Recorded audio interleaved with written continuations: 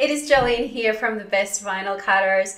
I am so stoked you're here. I want to share a really cool trick with you. This one is perfect for when you want to work with teeny tiny little letters, or when you want to work with thin letters, or even when you want to work with letters that have fancy flourishes and glyphs and beautiful elements to it. So we all know what an incredibly pain it can be to work with those tiny thin letters, because the surface area of the letters are so small that there's not a lot of space for the adhesive from the transfer tape to stick to it. So today's hack is all about how to reverse your weeding so that the whole process becomes super easy. Are you ready? You will need, of course, some adhesive vinyl and some transfer tape, your green standard grip mat, and your weeding tools.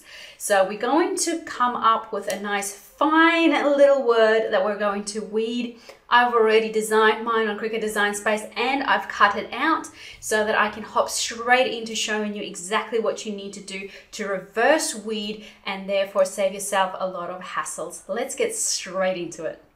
Okay, so with reverse weeding, what we want to do is to remove all of these inside bits. So with your design, remove all of these inside, you know, the inside the A, the inside the K, or whatever letters you've got.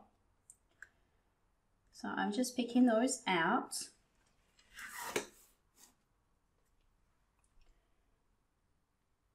And then what we're going to do is actually to put all of it onto a transfer tape. So I'll show you how to do that in a minute.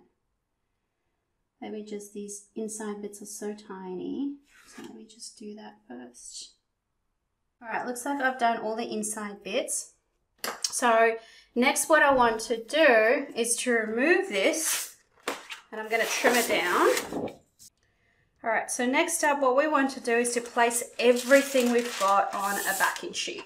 So you're actually putting the whole thing on transfer tape, unlike weeding first. So we're going to weed after, and that's what's called reverse weeding.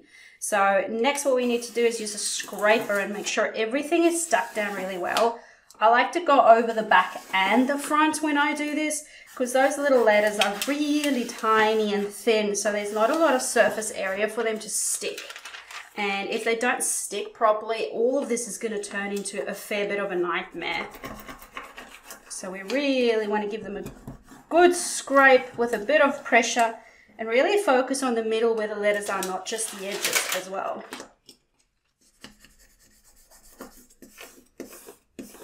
And from here, we're going to peel back the white and leave all of the black on there.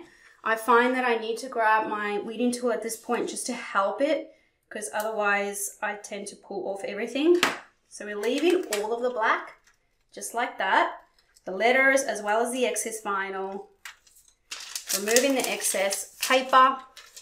And now what we're going to do is to start peeling back the extra black. So we're going to peel back the extra black and leave behind those teeny tiny fine little letters. So go slow, be careful as you weed at this point. And make sure you don't lose those dots of the eyes as well, because there's one just there. I'm just going to trim this bit down because I lost an eye, so I just want to focus on that area for a sec.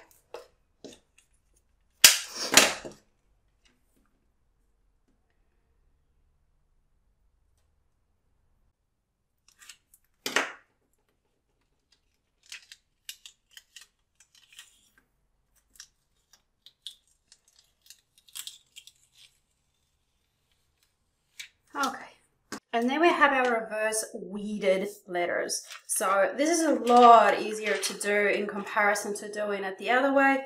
So keep that in your tool belt, reverse weeding for tiny letters for the win. So now you're ready to go ahead and actually apply this to your project that you would like to work on.